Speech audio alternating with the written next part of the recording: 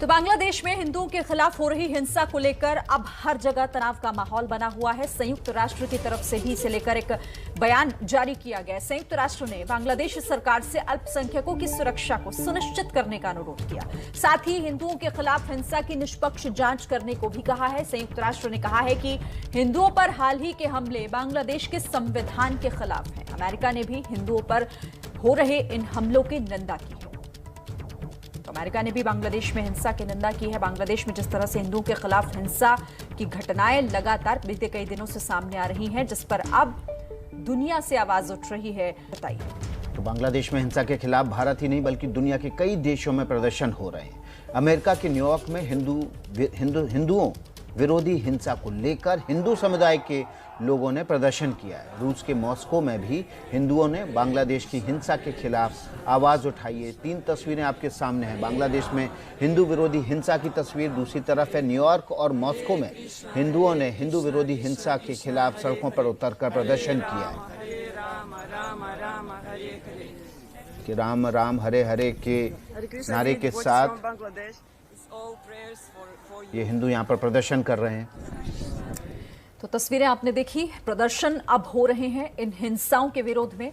और इस वक्त हमारे साथ एक खास मेहमान मौजूद हैं बातचीत करने के लिए। हमारे साथ देखिए कोलकाता इस्कॉन के उपाध्यक्ष राधा रमन दास हमारे साथ जुड़ रहे हैं। बहुत स्वागत है आपका राधा रमन जी एबीपी न्यूज पर।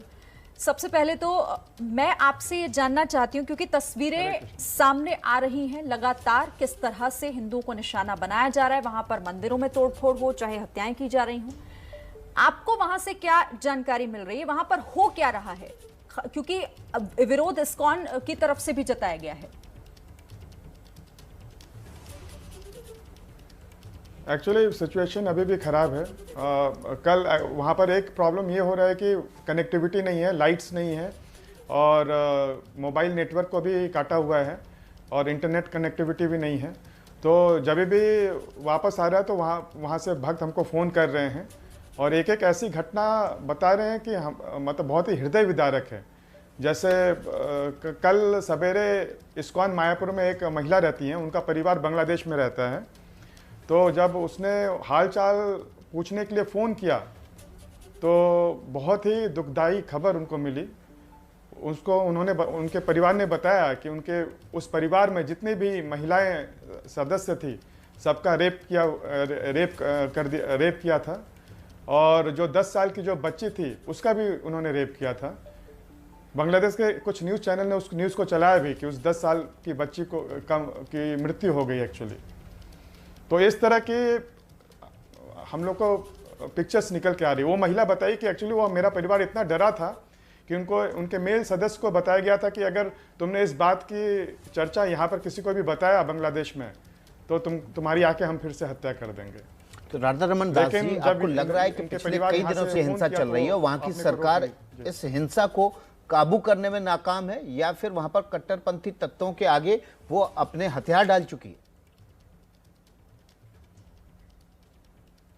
एक्चुअली जो गवर्नमेंट है वो आर्मी और पुलिस डिप्लॉय कर रही हैं, लेकिन जहाँ पर आर्मी और पुलिस रहते हैं वहाँ पर उसको छोड़ के ये उग्रवादी लोग दूसरी जगह जाते हैं और वहाँ पर तांडव मचाते हैं। आज कल हमने सुना कि गवर्नमेंट ने, बांग्लादेश की गवर्नमेंट ने वहाँ के जितने भी पुलिस थे जहाँ पर इफेक्टेड एरिया है उनका तबादला किया है और अभी तक तो कुछ आज सवेरे से बात नहीं हो पाई है। अभी जब बात होगी तो पता चलेगा कि एक्चुअली क्या सिचुएशन है, कुछ फर्क पड़ा है कि नहीं। जी अच्छा राधा रमन जी, की कहा यह जा रहा है कि देखिए ये एक साजिश है और साजिश के तहत इस तरह की वहां पर हिंसाओं को और आग दी जा रही है। मैं आपसे जानना चाहती हूँ कि आप पहले भी इस तरह की कोई घटनाएं या ऐसा कोई वाकया हुआ है? एक्चुअली ये होता रहता है। 5 साल पहले भी हमारे 2 भक्तों का गला रेत करके मार दिया गया था। तो 1-2 भक्त ऐसे मरते रहते ही हैं कुछ ना कुछ दिन के बाद। और शायद 1-2 साल पहले हमारे एक मंदिर में के शीशे को तोड़ दिया था उन्होंने। लेकिन ये जो 9 दिन का जो कुचक्र चल रहा है भयंकर, जिसमें 13 अक्टूबर से शुरू हुआ, दुर्गा पूजा पंडाल से शुरू हुआ तोड़ना, फिर इस्कॉन मंदिर में आक्रमण हुआ, तो ये बहुत ही भयंकर है। मतलब ये शायद बहुत दिनों के बाद हो रहा है, शायद इतने बड़े पैमाने में शायद 71 के बाद में इतना भयंकर हो रहा है। और काफ़ी लोग इफेक्टेड है। जैसे तस्वीर आप देख रहे होंगे कि कई गाँवों को जला दिया गया है, इवन पशुओं को नहीं छोड़ा, छोटे छोटे बहुत सारे बच्चे मरे हैं। मैं तो आपको एक घटना बताया, आज ही किसी ने एक पिक्चर भेजा था कि एक छोटे बालक को, 3-4 साल के बालक को, मरे हुए शव को उसको लेकर उसकी मार हो रही है। तो इस तरह की भयंकर तस्वीर आ रही है। जी राधारमण दास जी, जो घटना हुई इनिशियली वो ये थी कि भगवान की गोद में कुरान की प्रति रखी गई, ऐसा वहाँ से दावा किया गया है। क्या इस तरह के इंसिडेंट को अवॉइड नहीं करना चाहिए जब ये आपको पता है कि वो बेअदबी को लेकर ज़्यादा सेंसिटिव होते हैं? बांग्लादेश गवर्नमेंट ने जिस व्यक्ति ने वो किताब रखी थी और जिसको फेसबुक में पोस्ट किया था, वो उसी समुदाय से बिलोंग करता है जो लोग वायलेंस कर रहे हैं अभी। तो ये बहुत बड़ा एक षड्यंत्र के तहत कि मतलब इसको रख कर उत्तेजित करके लोगों को पूरा प्री प्लान चीज़ किया गया है। मतलब ये एक नरसंहार है, जिनोसाइड है। ये बहुत बड़ा एक षड्यंत्र लगता है और ये बड़ी आश्चर्य की बात है कि सोचिए कि उसने खुद रखा और किसी ने, मतलब कोई बता रहा था कि जिसने भी रखा उसका गर्दन उड़ा देंगे हम लोग।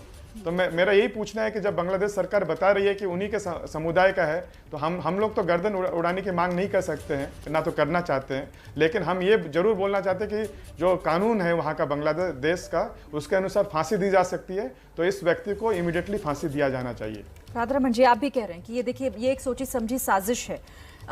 किन लोगों की तरफ आप ये इशारा कर रहे हैं? कौन लग रहा है आपको कि इसके पीछे आखिर कौन है और क्यों? मकसद क्या है इनका?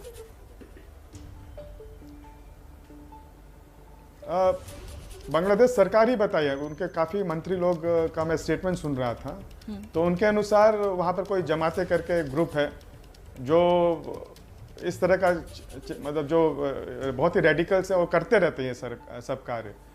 मेरे को लगता है अफगानिस्तान में जो चीज़ हुआ, जो चेंजेस हुआ, उसके प्रभाव से ये लोग, उन लोग को हवा मिल गई है और बहुत ही भयंकर ये हो रहा है। इसलिए मैं बार बार अपील करना चाहता हूँ पूरे वर्ल्ड कम्युनिटी से कि बहुत ज़रूरी है कि वर्ल्ड इसके बारे में सोचे, नहीं तो अफगानिस्तान, कश्मीर, बांग्लादेश और बहुत सारे ऐसे जगहों में ऐसी चीज़ें बढ़ने वाली हैं।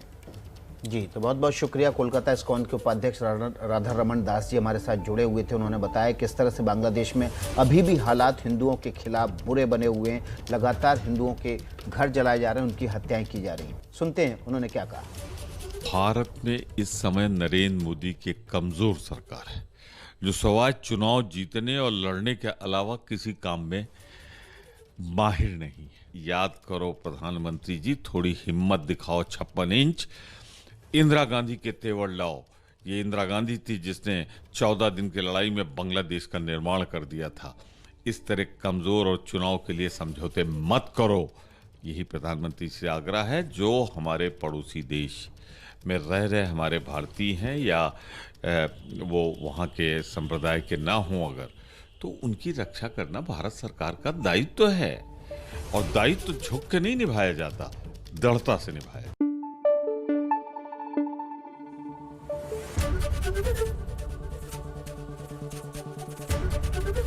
एबीपी न्यूज आपको रखे आगे।